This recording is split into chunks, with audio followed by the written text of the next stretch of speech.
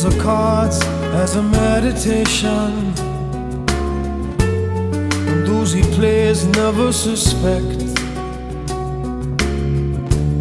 He doesn't play for the money he wins, he doesn't play for respect. He deals the cards to find the answer, the sacred geometry of chance, the hidden law of a probable outcome. The numbers lead a dance. I know that the spades are the swords of a soldier. I know that the clubs are weapons of war.